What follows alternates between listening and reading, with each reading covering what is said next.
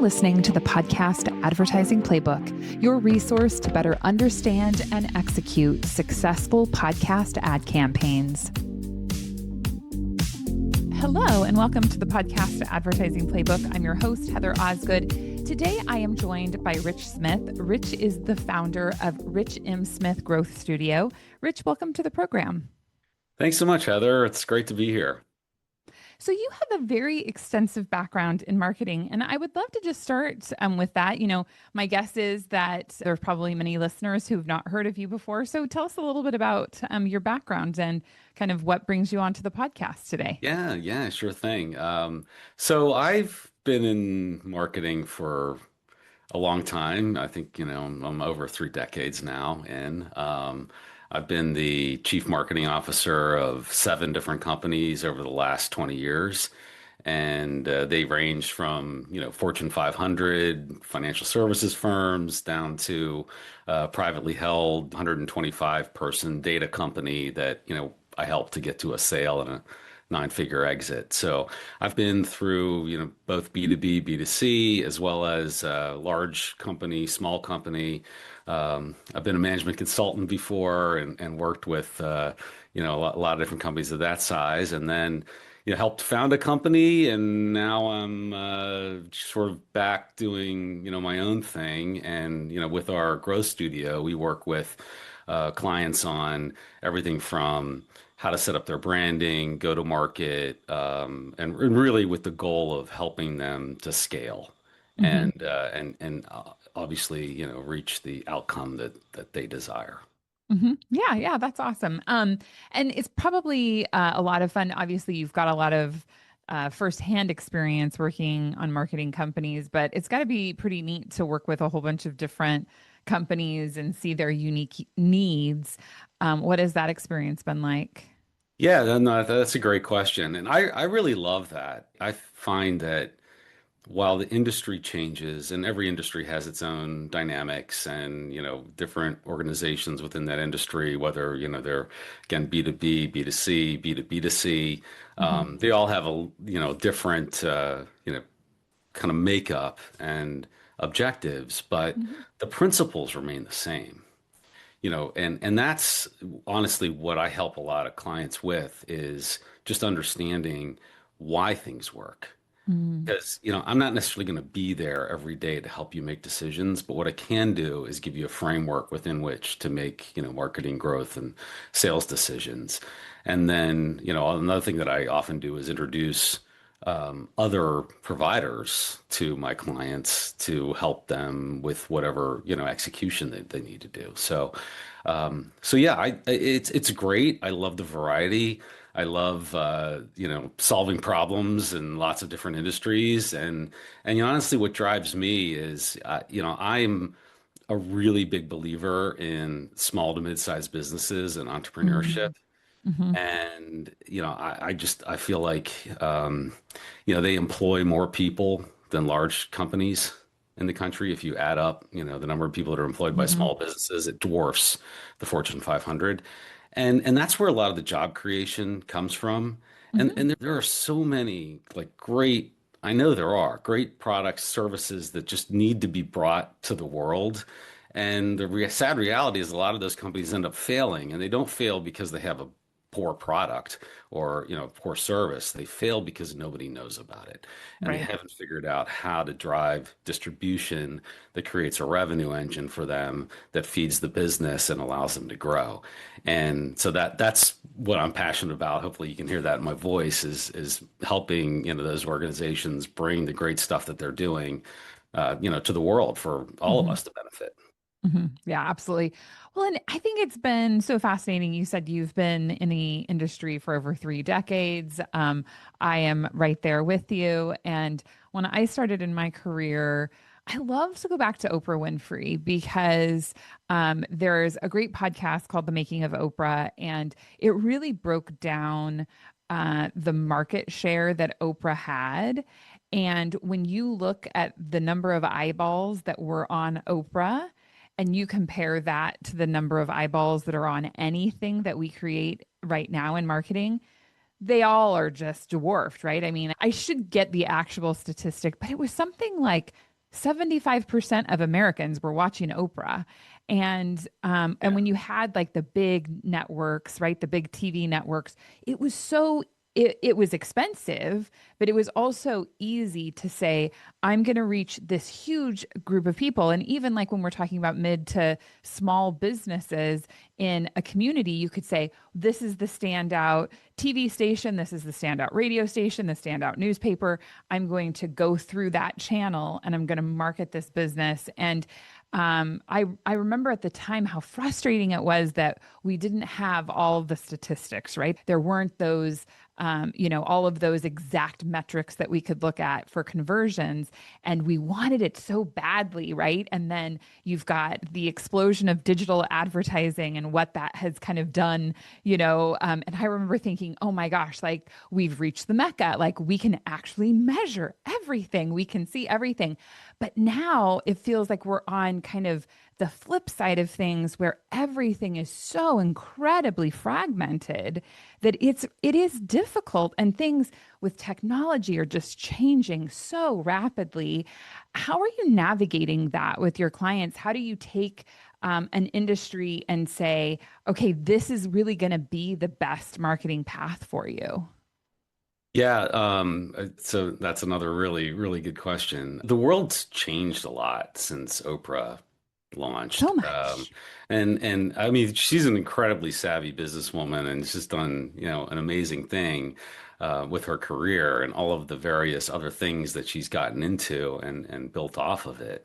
And I'm sure that would be still possible today, but it's very different. When go back to even when I was in college or high school, like there were four stations to watch on TV. Right. And we had a lot of shared experience as a result of that. If I Mhm. showed up to school on Monday morning and I hadn't watched Saturday Night Live, I would be out of the conversation, Mhm. right? Yep. So yeah, but today the fragmentation is extreme. There's so many different media outlets, so many different channels. We all watch, what we want to watch on streaming when we want to watch it. So that kind of shared experience is not the same anymore. It Mm. really almost doesn't exist Right. anymore. And in some ways, I think that's kind of sad because the danger is people get inside their own bubble and they're in an echo chamber, and the algorithm keeps feeding them things that they have looked at before, and they get further and further down that silo instead of being exposed to other ideas. Hmm. But to circle back and more directly answer your question, I think that it mainly starts with understanding who is it that you're trying to serve.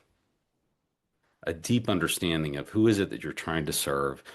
What is the problem that you're solving for them? What's the pain or fear that your product or service is going to relieve or resolve for them? And then design your entire go-to-market from that point forward. Because if you're really dialed in on who you serve, eventually you're going to find the right messaging platform to reach that audience. Because as you pointed out again, with the advent of digital, every audience is reachable. It's just a matter of how you define them and how you construct your funnel in order to best take advantage of that. Hmm. Yeah, yeah. No, that's a very good point. And that is one of the, the obvious benefits is that you are able now to target your audience so well. And it used to be, and I'm sure it still is the case to a certain extent, that you would know a certain percentage of your ad dollars in particular were thrown away because they were going to be reaching people who really wouldn't be in the market for your product or service. And now you can get so specific, and so I think there's a lot of advantages to that. So obviously here on the show, we like to talk about podcast advertising. And, as you're thinking about these marketers, these companies that you're working with that are really trying to get results, when they hear kind of podcast advertising, when podcast advertising hopefully comes up in conversation, what assumptions are they usually making?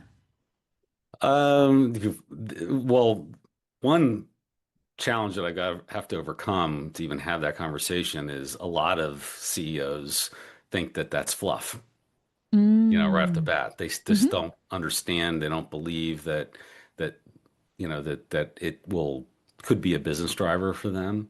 Sure. So that's definitely one of the things to first overcome is, okay, yeah, it's not, again, not right for everybody, but in certain circumstances, it could be very good for you and your business.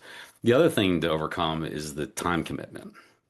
So I think, many CEOs are worried that they don't have time to be the face of the company on the company podcast.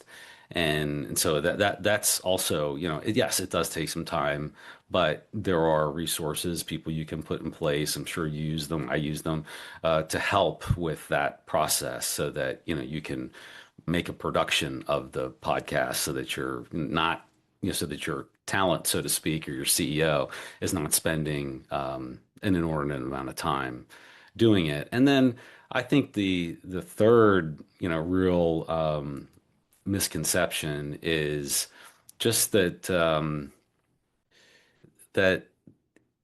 looking for the right words, but the third is really that I'm going to have to pour a lot of money into advertising this thing, and that I don't have the resources to support or leverage what it is that we're putting out there.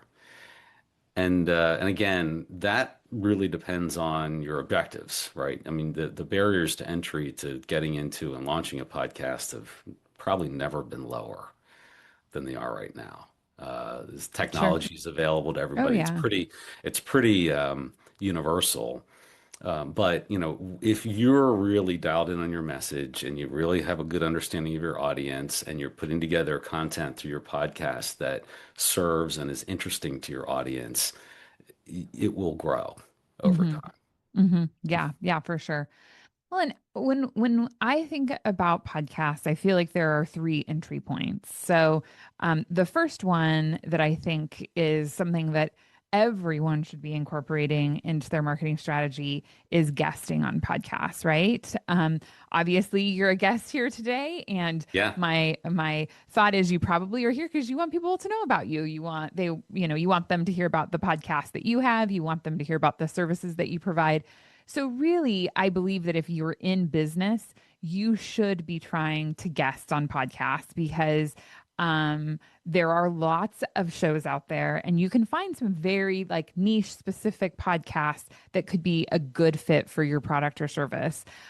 It can be kind of competitive sometimes to get good guest spots. And I would say one of the caveats that I always kind of make is that if you are going to be doing guesting, I think it's really important to make sure that you're guesting on shows that actually have an audience. And that can be difficult to kind of assess whether or not a podcast has an audience because there are lots of shows out there that either they've just started and they really don't have many listeners, or they just don't have very many listeners, right? Which is a potential too. right. So try to make sure that you're able to get guest spots on podcasts, but hopefully shows that have at least a base of an audience, right? The second is, as you mentioned, they can start their own podcast. And if you're thinking about starting a podcast, it could be that, maybe the marketing department does it, maybe the CEO does it, maybe there's a product expert that does it, right? It doesn't always have to be the CEO that is the person that starts the podcast or is the voice and the face of it. And as you broke down, like there's obviously so many opportunities to get assistance. The technology is amazing, really, to create a podcast. So I think, that's the second option. And then the third is literally just purchasing ads on podcasts, right? Where we're using those host read ads to help grow and, kind of expand the messaging, just like you would Mhm. use advertising in any other format.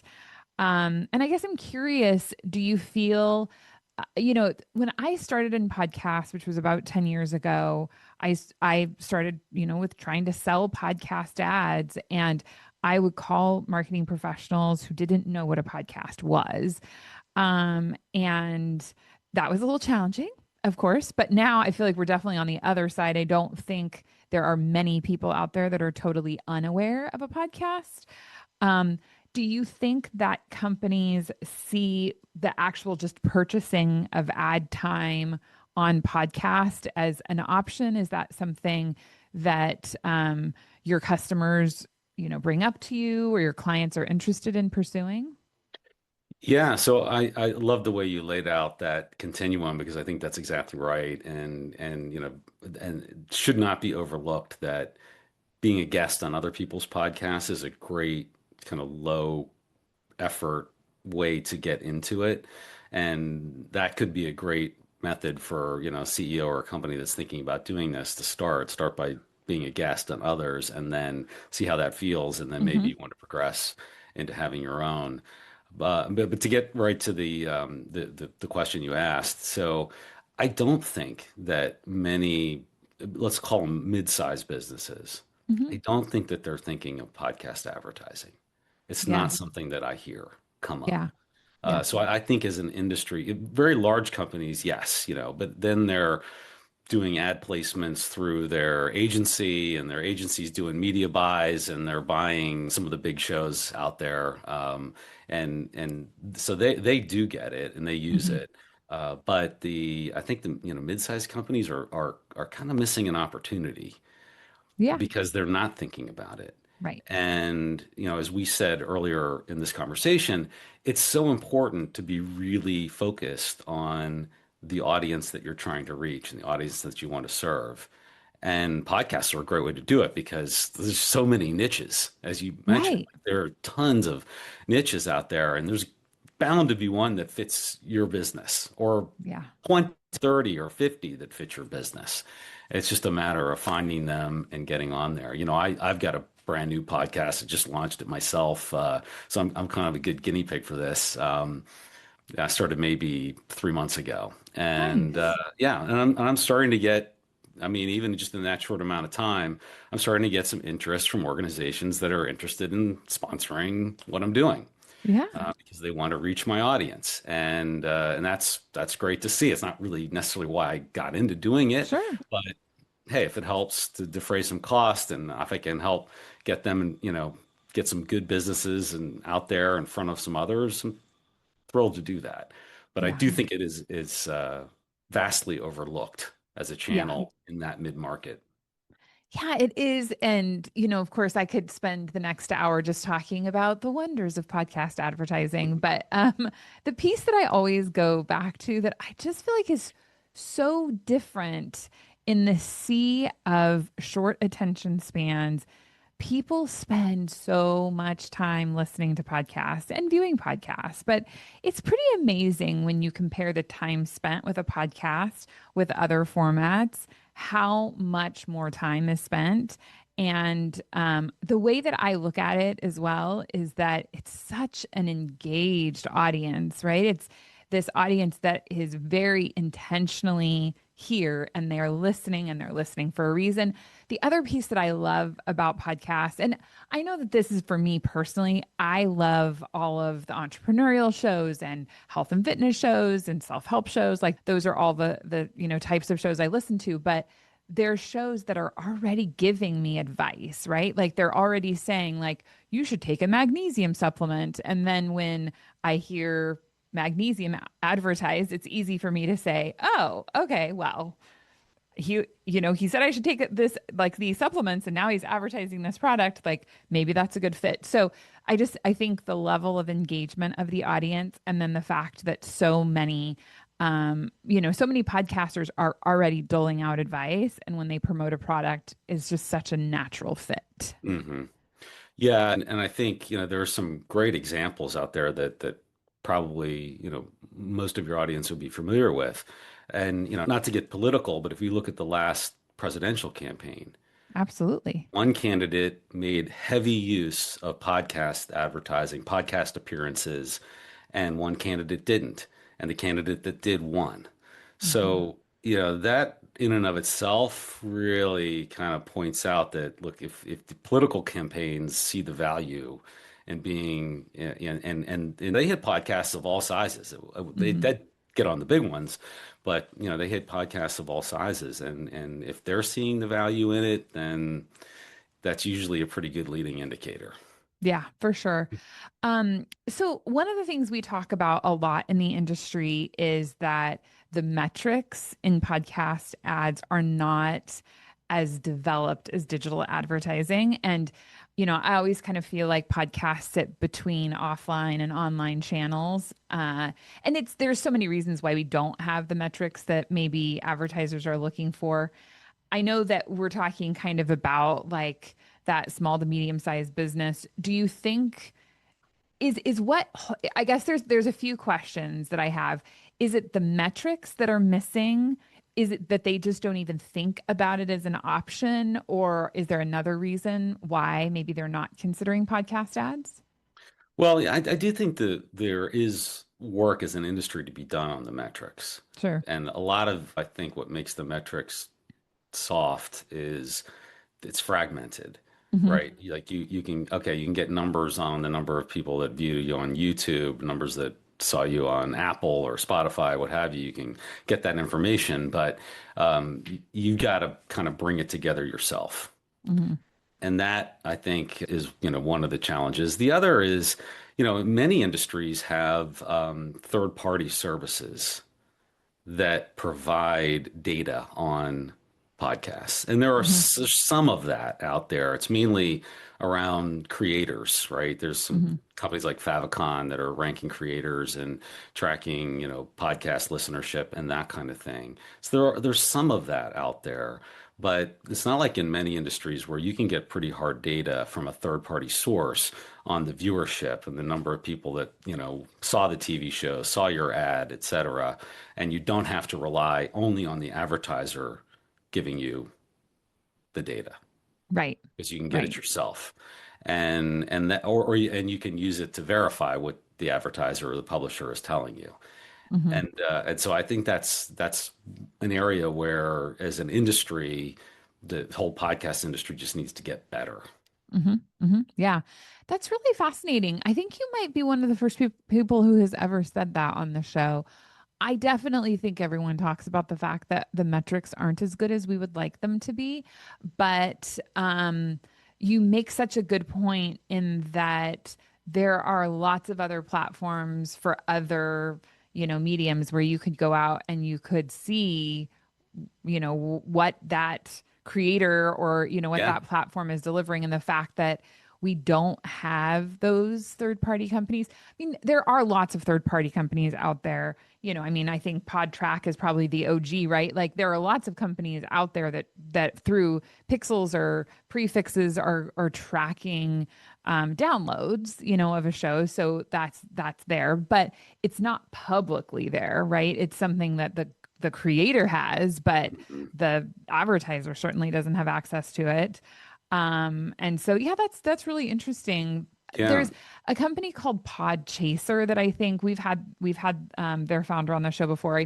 I think that they've done a good job and they rank podcasters. So you could go in and see how they're ranking, but it's just a ranking, right? And it doesn't like it still doesn't tell you, like it doesn't give you any exact information right, necessarily.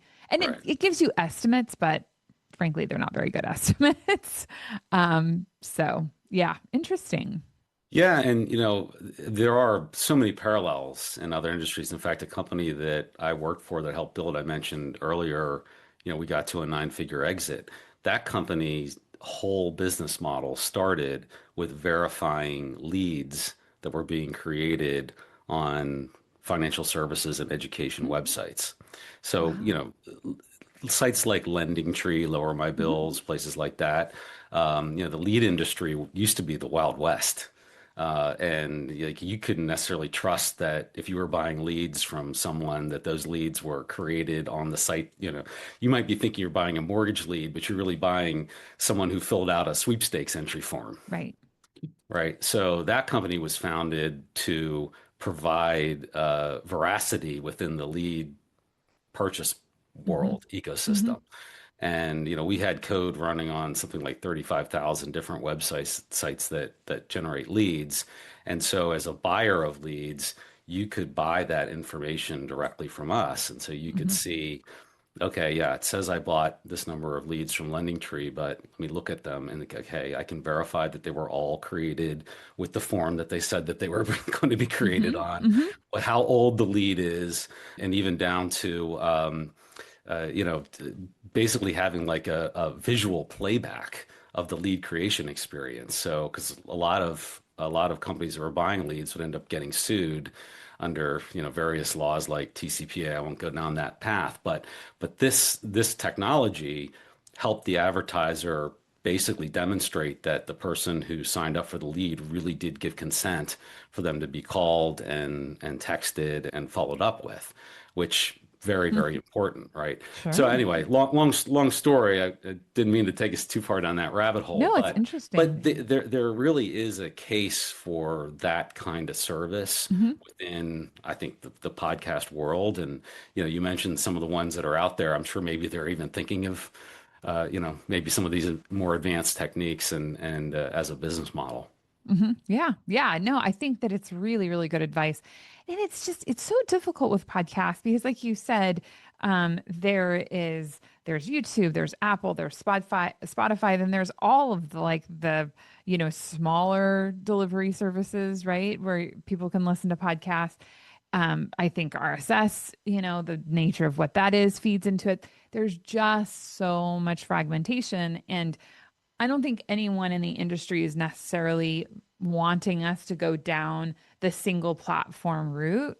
But I think the issue with us not going down a single platform is it does really make the aggregation of information difficult. And um, and I think that that really is a barrier for companies choosing to advertise in podcasts because they want to feel like they can trust what it is that they're purchasing. And there's I mean, we've advanced so much in podcasting, but there still really is a long way to go.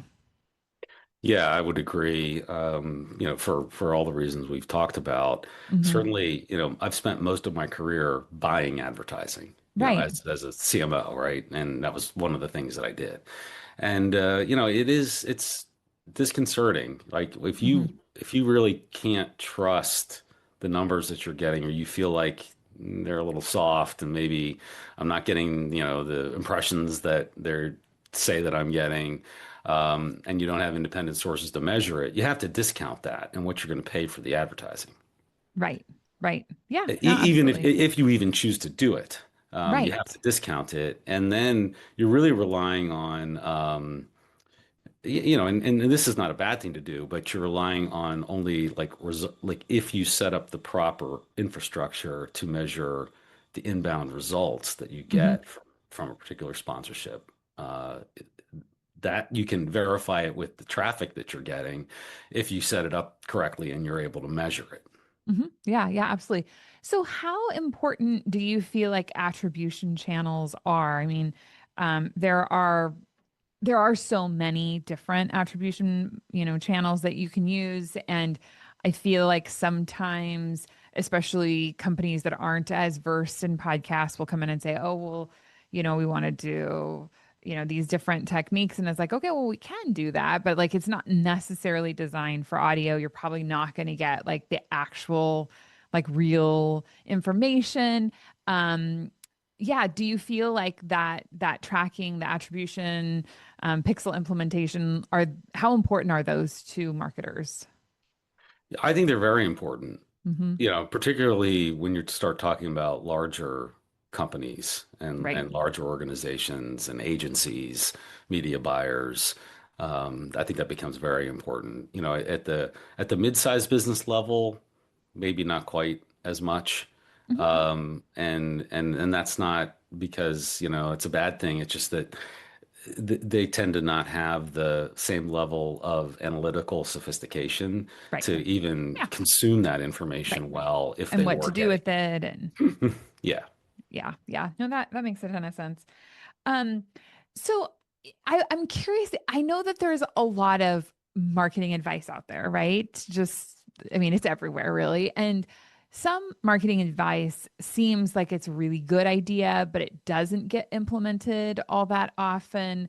How do you think that CEOs or people running companies should be choosing their marketing efforts? Is it based on like, oh, well, everybody's doing this thing, so I should do it too? How do they come up with those decisions? Yeah, it's funny. I often get asked, when I'm having an initial conversation with a potential CEO client, is like, well, do you think we should be on paid search or should we be on Facebook or, you know, Right. and it goes right to what I call tactics or Mm-hmm. little m marketing. Mm, On the other side, you've got the strategy, like, okay, well, how well do you understand your target audience? How well do you understand your competition? How well do you understand the strengths and weaknesses of your own company? And how well does your team understand all mm-hmm. of this stuff, right? And from there, you can build a strategy that can then inform the tactics that make sense. But Mm-hmm. oftentimes, everyone wants to just jump straight to tactics. And, it's an impossible question to answer if you haven't done the kind of insights gathering and strategic work. Mm-hmm. Yeah. No, I love that. I think that's a really good approach. I feel like it's really difficult with marketing too because I think often people want to have event marketing or event advertising. And what I mean by that is I did this thing and now I can see that that thing I did created this result. And I just don't think that that's the way marketing works.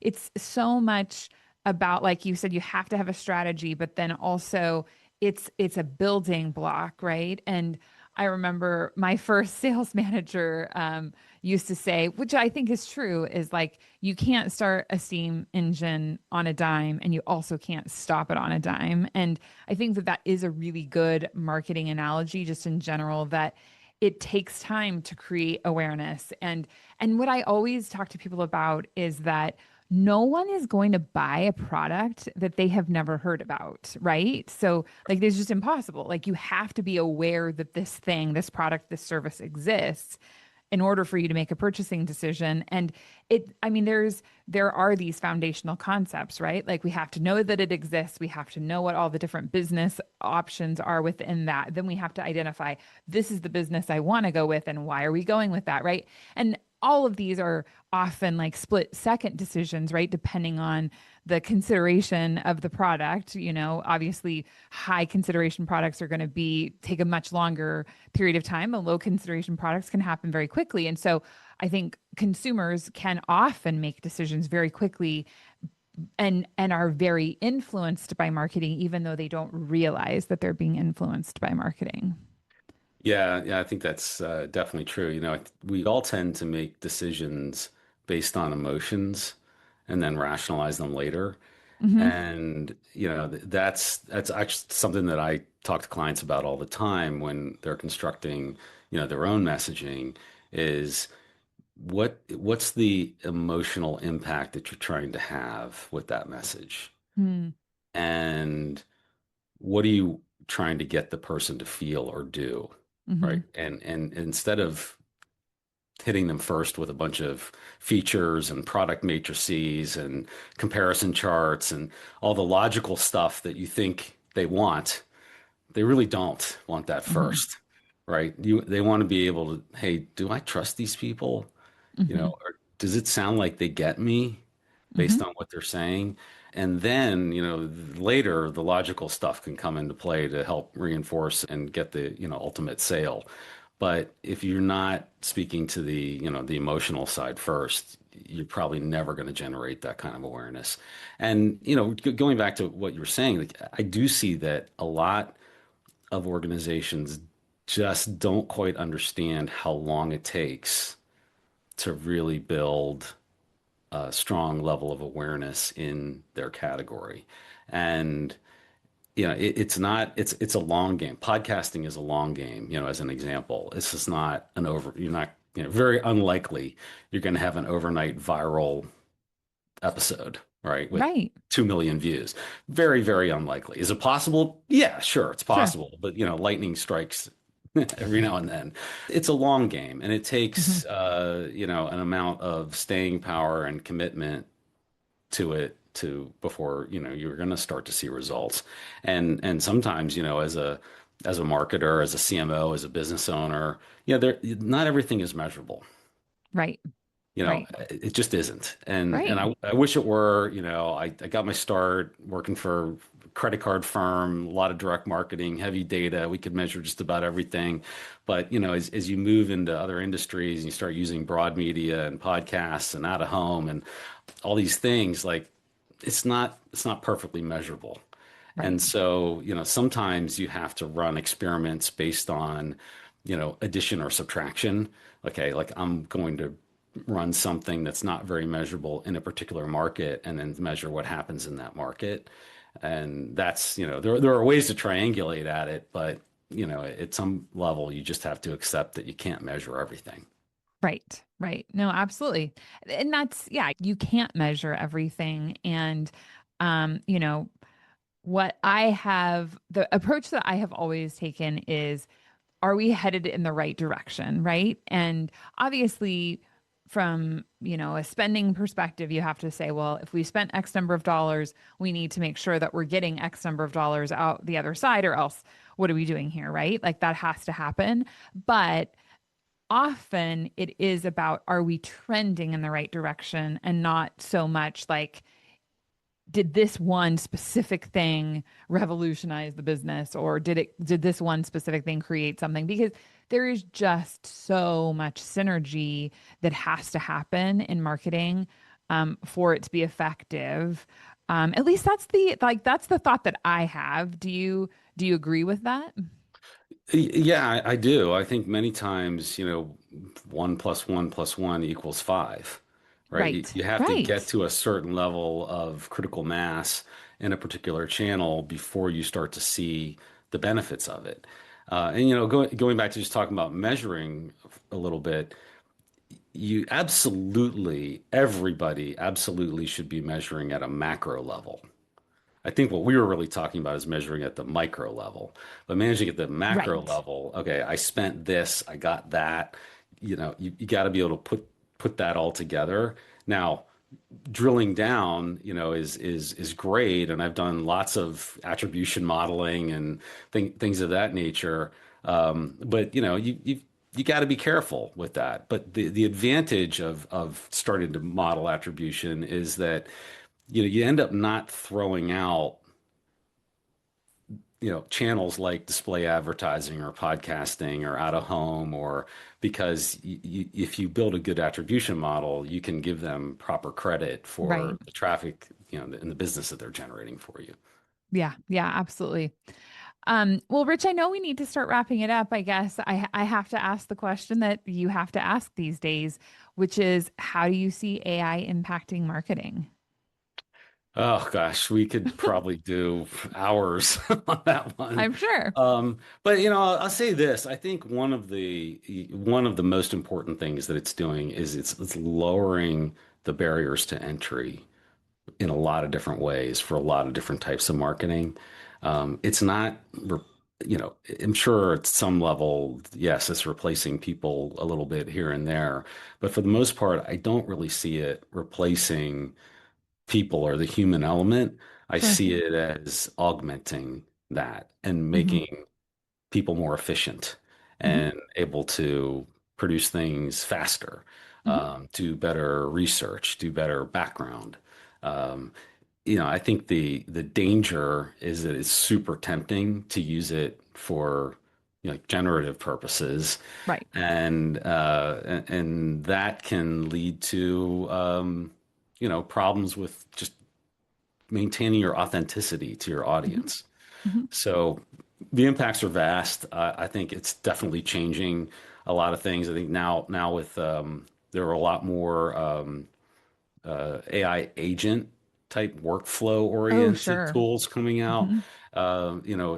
For a long, I'm gonna say a long time. It hasn't actually been a long time, but for a long time, it's been mainly okay. Well, we can write a paper for you. We can do research, Sure. but if you want to move to do a task, that didn't exist, right? Right. Right. But now you're seeing that more and more. So I think marketing teams will start to use AI agents to drive various repetitive tasks Hmm. that will then free them up to do more of the creative work that, Hopefully, yeah. right? That they should be doing anyways, right? Right. Which, Right. yeah. So one of the things that I'm really curious about is, um, obviously the internet changed marketing so drastically.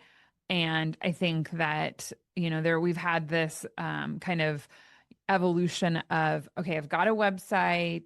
Now, what's my website doing for me? Like, what does my SEO look like? And I mean, I think regardless of who you are, what industry you're in, at some point, people are going to be looking to you, to find you digitally in some capacity, right? Like, I mean, and I feel like I do this with anybody.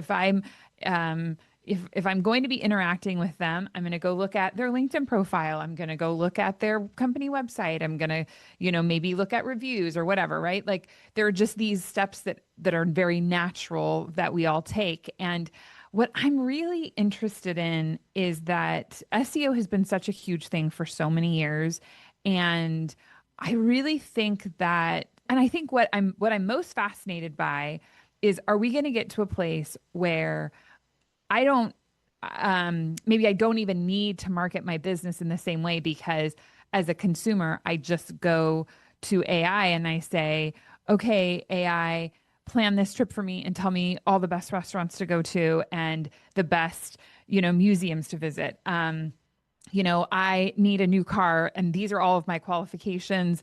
Go tell me exactly the car that's right for me, right? Like Mhm. I think that we're going to get to a place where we're really spoon fed all of that information. And I see that impacting marketing more than almost anything. And right now, it's like I think of marketing sometimes as like who has a bigger bullhorn, right? So like I've got a bigger bullhorn, so people are going to hear about me and they're going to come and buy from me. And what does it look like if that bullhorn is completely removed from you? I don't know. Have you given that any consideration? Oh yeah, definitely. AI search has changed the game in the SEO world dramatically. Um, even companies that I would have told them before, like let's say, as an example, a B2B company doing enterprise software sales. Hmm. I would never have told them to spend much money on SEO. Right? Because who's like if they're selling to CMOs or CTOs or into the C-suite, Right, those right. people are not out there searching for No, your software. no, They're just not. right. So you're wasting your time by investing in SEO. But I would tell that same company, you probably need to be thinking about how you show up in answer engines and AI search because of the dynamic that you just mentioned. Right, People are using it now to short circuit finding solutions. And if someone happens to put a search in and you don't show up, you're invisible. right, right. And I'm even running a webinar in about a month with a PR firm that I've worked with in the past. We've done some research into this to show how much AI citations are influencing actual conversion. So, and it's dramatic. Hmm. The same viewer, viewers that come to your site from organic search versus viewers that come to your site from being directed there by an answer engine, Perplexity or what have you, they convert at a much higher rate. Interesting. So there's a lot of value in investing in driving up your AI search results. And one of the best ways to do that is third-party credibility. You have to have other Mm. people talking about you, Right, right? right. If other people are talking about you, the answer engines See weight that. that higher Right, than what you say about yourself. right. So, going full So it's circle fairly the back to, same as SEO, right? yeah, Which it, is, it, yeah, it is, but it's not like you putting your own content out right, on your channels. It's you getting your content covered in right. other channels. And going just back full circle Like to, we were talking about podcasting, being a guest on people's that. podcasts, that's one of the ways Yep, that you get third-party yep, credibility. right. And so I think like even mid-sized companies that may not have needed to spend money on SEO in the past really need to be thinking about how are we showing up Mm-hmm. in the answer engine world. Yeah, yeah. I've been really pleased at how many of the incoming lead forms we have that were like, people will say, we ask, where did you hear about us? And they say Chat GPT. And I'm like, thank you, Chat GPT, for recommending us, but it's very fascinating. Well, Rich, thank you so much for being on the program today. If people want to check out your show, if they want to connect with you, where's a good place for them to find you? Yeah, no, it's been great. So the easiest place to find me is my website. It's richmsmith.com, or you can find me on my podcast, which is the Revenue Science Podcast, and it's on all the big platforms. Excellent. Well, thanks for being on the show. Thanks so much for having me. Thank you for listening. I hope that you have enjoyed it. Such an interesting conversation to have about where the world of marketing is and where it is headed. Thank you for listening today, and I will catch you again next time. Thank you for listening to the Podcast Advertising Playbook, your source to a better understanding of the podcast advertising industry.